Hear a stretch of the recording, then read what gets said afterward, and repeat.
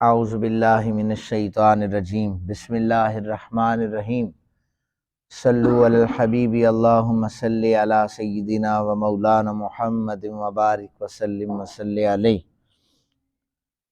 نبی اکرم صلی اللہ علیہ وآلہ وسلم کی سیرت طیبہ بیان کی جا رہی ہے۔ صحابہ کرام کی جنگوں میں شرکت کے حوالے سے آج دوسرے سریے کا ذکر ہے جس کا نام سیف البحر ہے، اور سیف تلوار کو کہتے ہیں اور کنارے کو بھی کہا جاتا ہے، لیکن یہاں پر دوسرا معنی مراد ہے، چونکہ یہ جو جنگ تھی یہ ساحل سمندر کے قریب لڑی گئی تھی، اور یہ رجب کی 8ویں تاریخ تھی۔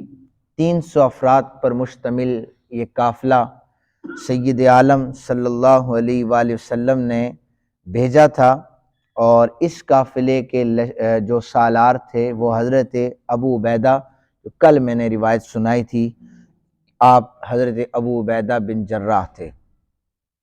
نبی اکرم صلی اللہ علیہ وآلہ وسلم نے زاد راہ کے لیے انہیں کھجوریں عطا فرمائی تھی۔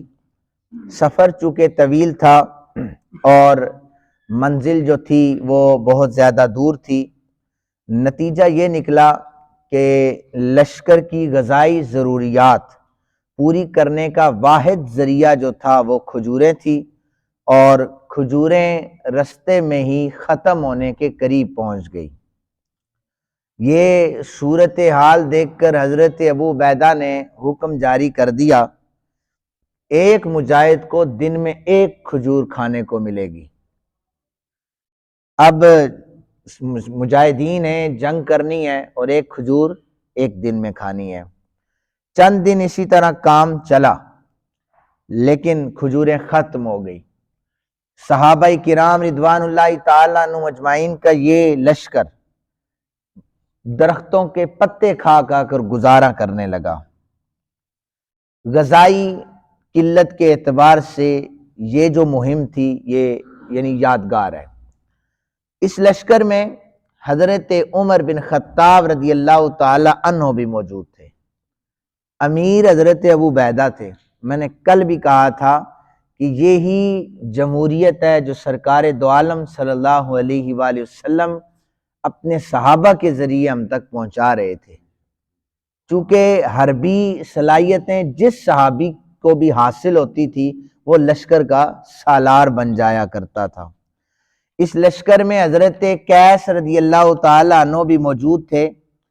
آپ حضرت سعد بن عبادہ رضی اللہ تعالیٰ عنہ کے بیٹے تھے۔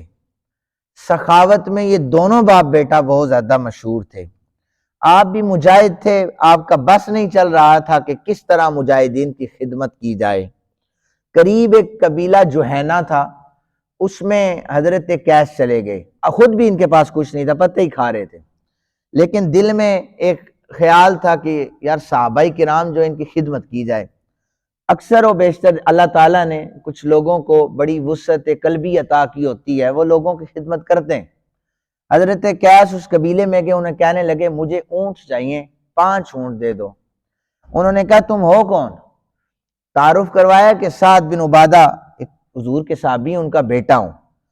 انہوں نے کہا ہاں وہ بڑے معروف انسان ہیں، اس لیے ہم آپ کو یہ 5 اونٹ دیتے ہیں، لیکن مدینہ پاک پہنچتے ہی آپ نے ان 5 اونٹوں کی جو رقم ہے، پیسے ہیں، وہ ہمیں واپس کرنے ہیں۔ پہلا دن گزرا، 1 اونٹ ذبح ہوا، صحابہ کرام نے کھایا۔ دوسرا دن آیا، اونٹ ذبح ہوا۔ تیسرا دن ہوا، اونٹ ذبح ہوا۔ چوتھے دن حضرت ابو عبیدہ نے پابندی لگا دی کہ آج اونٹ ذبح نہیں کیا جائے گا۔ صحابہ کرام پریشان تھے، وجہ پوچھی تو بتایا کہ قیس خود کسی چیز کا مالک نہیں ہے، جو مدینہ پاک میں زمینیں ہیں وہ اس کے والد کی ہیں، اپنے والد سے اجازت کے بغیر اس کے مال میں سے تصرف کیسے کر سکتا ہے؟ لہذا والد کی اجازت ہوگی، یہ شرعی حکم ہے، تب اس کے مال میں سے تصرف کیا جائے گا، مال کو خرچ کیا جائے گا۔ حضرت قیس کہنے لگے میرے والد بھی اسی طرح سخاوت کرتے ہیں، آپ مجھے کرنے دیں، صحابہ کرام انہیں بھوک لگتی ہے تو میں بھوکوں کو کھانا کھلاتا ہوں، اور میں ویسے بھی تو مجاہد جو ہیں ان کی خدمت کر رہا ہوں، اور اللہ کے راستے میں خرچ کرنے سے تو اللہ تعالیٰ راضی ہوتا ہے۔ لشکر میں فاروق اعظم رضی اللہ تعالیٰ عنہ موجود تھے، ان کو بھی یہ بات بری لگی، لیکن بولے اس لیے نہیں کہ امیر حضرت ابو عبیدہ تھے۔ حضرت فاروق اعظم نے فرمایا کہ ابو عبیدہ سچ کہتے ہیں، تم اب یہ مال خرچ نہیں کر سکتے، اس لیے کہ تم نے اپنے والد سے اجازت ہی نہیں لی۔ جید صحابہ کرام کی بات سن کر حضرت قیس خاموش ہو گئے اور حضرت ابو عبیدہ کے فیصلے کو برقرار رکھا۔ اب وہاں پر کفار سے جنگ ہوئی نہیں تھی، گئے تھے، جنگ نہیں ہوئی تھی۔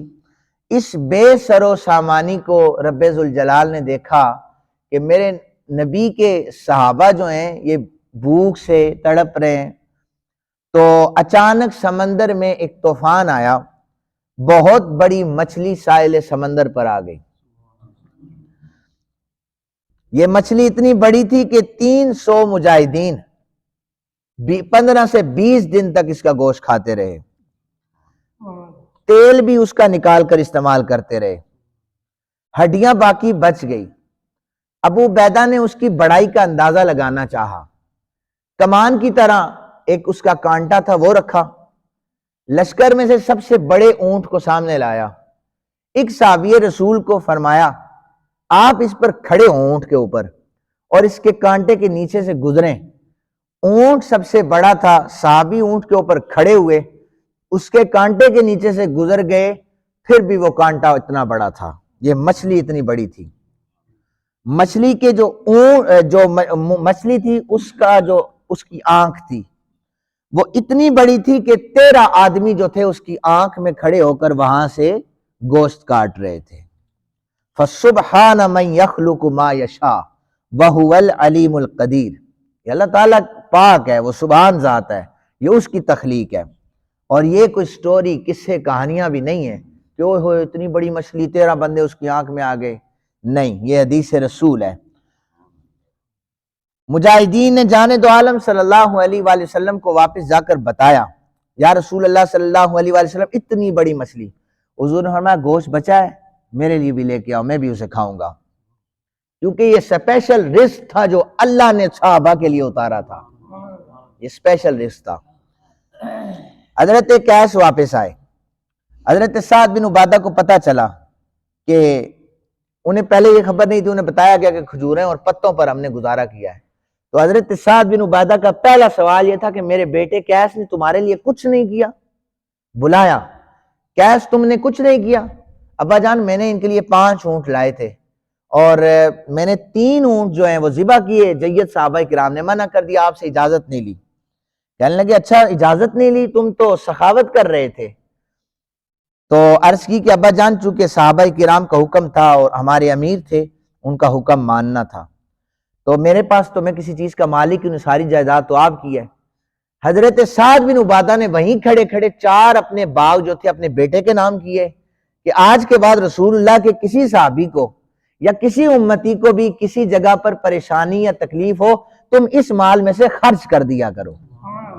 اور جو مدینہ پاک میں آ کر وہ اونٹ خریدے گئے تھے، وہاں سے 3 اونٹوں کا جو رقم تھی وہ بھی دی، اور واپس جاتے ہوئے جس بندے سے اونٹ خریدے تھے باقی اسے تحفے میں عطا کر دیے۔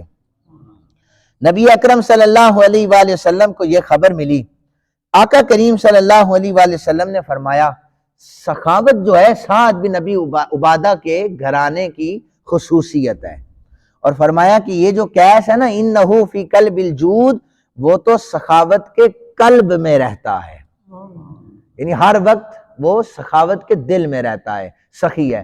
تو اللہ تعالیٰ سے دعا ہے کہ ہمیں بھی اللہ تعالیٰ جس کو اللہ نے عطا کیا ہے خرچ کرنے کی توفیق عطا فرمائے۔ وما علینا الا البلاغ۔